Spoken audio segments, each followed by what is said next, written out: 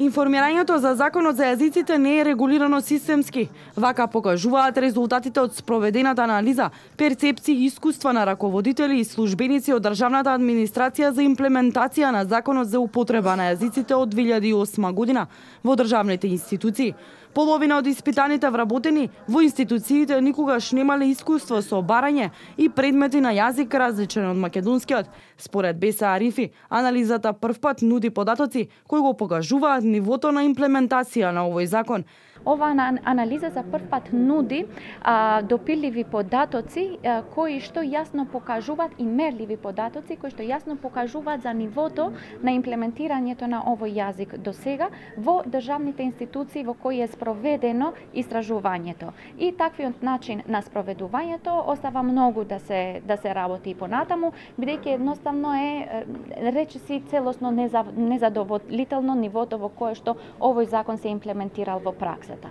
Причина за тоа најпрво е отсуството на механизмите, особено на подзаконските акти кои што би го регулирале имплементирањето и спроведувањето на тие законски обврски кои што произлегуваат од законот кој што веќе беше во сила уште од 2008 година.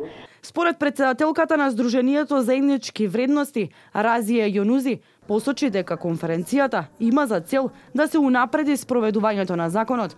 Овој проект како финален резултат ни беше истражувањето, анализата како граѓаните комуницираат со овие институции на централно ниво, колку на кое ниво е спроведен законот за употреба на јазиците од 2008, беа анкетирани државни службеници, исто така и раководители на одредени сектори и оделенија, со тоа што од оваа анализа која што е објавена на 7 јазици, македонски, албански, турски, српски, босански и влашки јазик, да се видат добрите практики кои би биле многу корисни во еднина за новиот закон за употреба на јазиците.